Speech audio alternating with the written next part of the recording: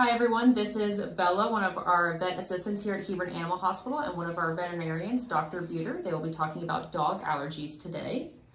Bella and Dr. Buter, what are some common dog allergies that you all see? Well, allergies in general are probably the most common thing that people bring their pets to the vet about. Environmental allergies, and then everybody always seems to bring up food allergies. They can play a role, but I would say environmental allergies are probably your most common, which includes insect allergies, so flea bite allergies and ticks. And how do allergies impact the health and well-being of my dog? So whenever you have allergies in humans, it typically affects like our eyes and our respiratory tract, sometimes our ears, throat.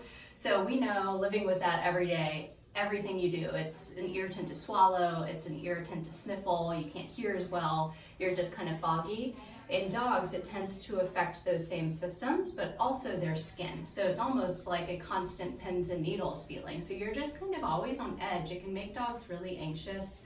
Also causes secondary infection, which is uncomfortable.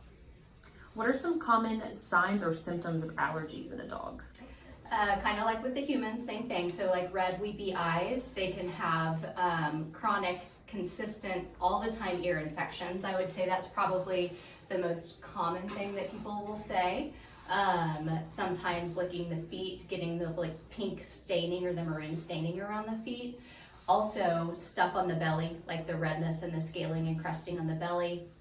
And then sometimes even the backside, so they can be scooting their butt or licking their butt a lot, or their private parts too. And how will you as a veterinarian diagnose allergies in my dog? So a good exam, kind of what we call distribution of the location of the lesions, kind of helps you to go, is it more environmental, is it maybe food, or is it a contact allergy or like a flea allergy? So an exam kind of helps you with that, but then also the history, so what the client tells us has been going on with the pet, when it started, how it started. And what are some common treatments for dog allergies, and are they different than any treatments for flea and insect bites? So for your flea stuff, obviously there are flea preventions, but that's not actually treating a flea allergy. So what happens in dogs, when a flea bites them, the flea saliva triggers the immune system to respond, and a lot of dogs will get incredibly itchy. Usually back here, they'll start to like pull their hair out, they'll get really red and crusty in the back. So it's the saliva from the flea. So you have to treat that. You have to treat the secondary infection that they get usually from sitting there chewing on themselves. So the only way to prevent it is by preventing fleas with prevention. And then the treatment, again, is very similar for other allergies. So keeping the inflammation down using anti-inflammatories, whether they be prescription or antihistamines, which can be over the counter or prescription. Same like as in humans, sometimes a combination of both. And then again, treating secondary infection when it happens, because that itself is itchy. So then you're gonna have a twofold itch, your infection itch and your allergy itch.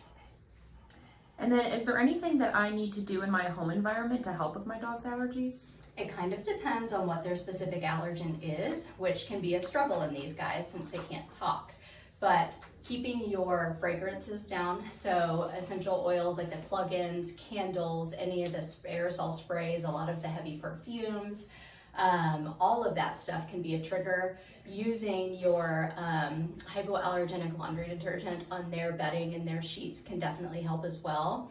Over-the-counter antihistamines can be safe for some pets as long as you've been checked out by a vet and know that everything else is in working order before you use any over-the-counter medications. And then if say they're outdoor allergies, well, trying to walk them on the concrete instead of the grass, not letting them lay out in the yard for extended period of time, wiping their feet off when they come inside, keeping the windows shut. If they're indoor allergies, making sure that you have a good HEPA filter with your HVAC system and keeping those changed out, as well as, like we said, cutting out on the candles and fragrances. And do dogs suffer from seasonal allergies? They can suffer greatly. They can get to the point where people are so agitated by their agitation that they don't want to be around them anymore. People get agitated by the way that they smell because they constantly smell like corn chips or Fritos, or have a really stinky ears and breath from licking themselves constantly. So they can really start to struggle the human-animal bond, but then also terrible secondary infections can happen to the point where sometimes they get really difficult to control. And how are the allergies in my dog different than allergies that I might have? Pretty similar, honestly. They just tend to present more severely in the skin rather than like in the humans, just your eyes, your respiratory tract. We can get hives and irritants too in our skin, but with them, their skin takes up their entire body surface area. So it's pretty much a whole dog deal. And you've talked a lot about environmental allergies. How can I tell if my dog has a food allergy? So food allergies, actually in school, they'll tell you food allergies are only like 1 to 2% of true allergies. Anytime you do have a very environmental sensitive pet in general, food can play a role in how severe the response is to an allergen, but it's often not the primary cause. So food allergies tend to present with digestive inconsistencies. They tend to struggle with either anal gland issues or constant bum scooting. Also ears. So in school they kind of tell you ears and rears. Maybe you need to think about food. But if they're also having feet, they're having belly skin, they're having the goopy stuff, then okay, that's environmental too. That definitely comes with the ears and rears, can go with that as well. But if it's strictly those two things with digestive upset, there may be a food component. Well, thank you very much, Bella and Dr. Buter. If you guys have any questions, feel free to give us a call. We're happy to talk you guys through any of these processes. You're welcome. Thank you, Chewy.